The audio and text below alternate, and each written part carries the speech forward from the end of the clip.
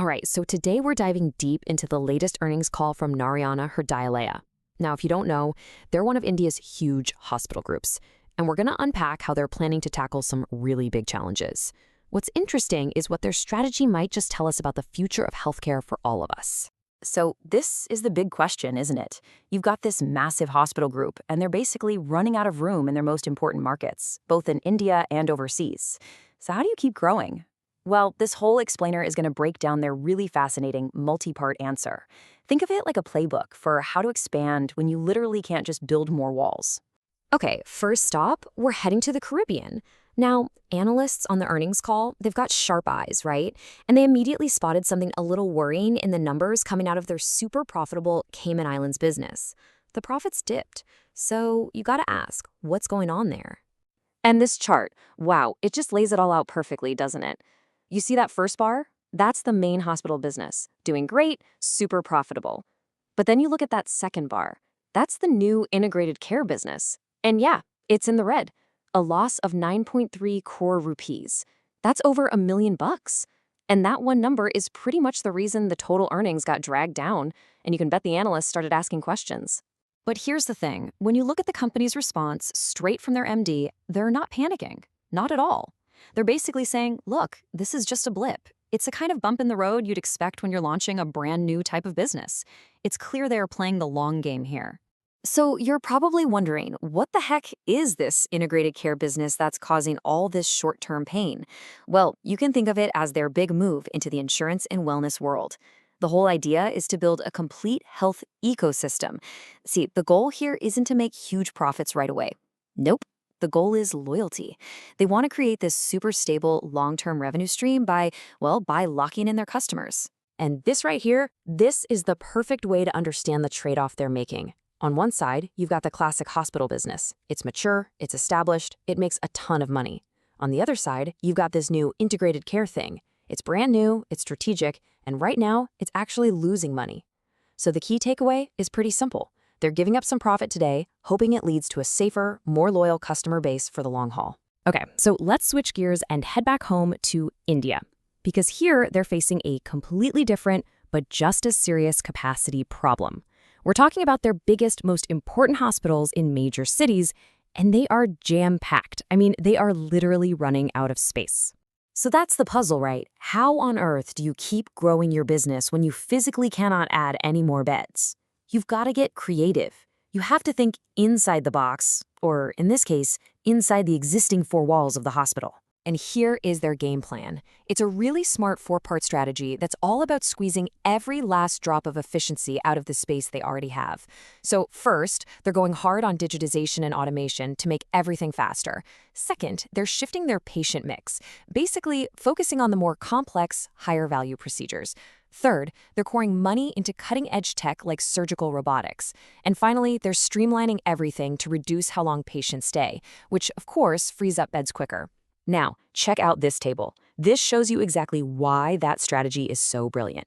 Just look at the average revenue per patient in Bangalore. It's 231,000 rupees.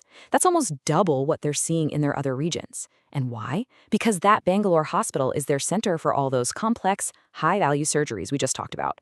It's proof that focusing on the right kind of patient mix can have an absolutely massive impact on the bottom line. All right, now let's talk about what might be their boldest move yet. They're taking that integrated care idea we saw in the Cayman Islands, and they're bringing it to India, but on a whole new level. They are launching their very own fully regulated health insurance company. I mean, for a hospital group, this is a huge strategic leap. But to give you some perspective on just how new this is, right now, they're covering about 6,000 people. Now, in the massive Indian insurance market, that is a tiny, tiny number. It really drives home the point that this is basically a startup. They're in the very, very early days of building this whole thing from scratch. You know, it's funny. One of the analysts on the call was a little confused by how this is all structured. So let's just break it down real quick. You've got two parts. There's NIHC. That's the company running the actual physical clinics in Bangalore. Think of it like the storefront. Then you have NIHL. That's the real insurance company, the one that's regulated and issues the actual policies. Getting that distinction is super important to understanding the ecosystem they're trying to build. So you might be asking yourself, why? Why go through the enormous headache of building an insurance company from the ground up? I mean, the regulations alone are a nightmare. Well, the answer they gave is actually about something much bigger than just money. For them, it's about fixing what they see as a totally broken patient experience. And this quote from the CEO of the new unit just says it all, really. He talks about giving patients the best possible experience and removing the trust deficit. You know what he means, right? It's that classic battle between the insurance company and the hospital. By becoming both, they want to get rid of all those horrible friction points we all hate, waiting forever for pre-approvals, getting stuck at discharge. The goal is a totally seamless journey for the patient. So how do you actually make all of this happen? You know, the insurance gamble, fixing the capacity crunch, how does it all connect? Well, the answer is technology. Digitization is the glue, the backbone that holds all of these different strategic pieces together. So let's walk through how this actually works on the ground. First, they've built these apps for doctors and nurses that digitize pretty much everything. Records, orders, you name it. That means way less paperwork, way faster processes. Then, for the patient, it means you can manage appointments. You can make payments all from your phone or a kiosk. No more waiting in lines. They call it a counter-free journey. And the result of all this? Faster discharges and hopefully much happier patients. Okay, so once they've maxed out their current efficiency and gotten these new ventures off the ground, what's the next chapter? Well, the next chapter is building. Big time. Narayana Health has this massive multi-year plan to physically expand, and guess where they're targeting? Yep, those super high-value markets like Bangalore that we talked about earlier. And let me tell you, they are putting some serious money where their mouth is. We're talking about a planned investment of 3,000 crore rupees. To put that in perspective, that's about 360 million US dollars. That is a huge number, and it's a really clear signal of just how big their ambitions are for the next few years. And listen, this isn't just some vague someday plan. They have a very concrete timeline laid out. A brand new hospital in that high-value Bangalore market, that's set to open in mid-2026. And then they've got 2 more huge projects coming online right after that, in 27 and 28. This is their ultimate long-term answer to that capacity problem. Which brings us to the big, final question. You've got these massive investments in brand new hospitals. You have these unproven ventures into things like insurance. So is Narayana Health building the actual future of healthcare here? Or are they, betting the farm?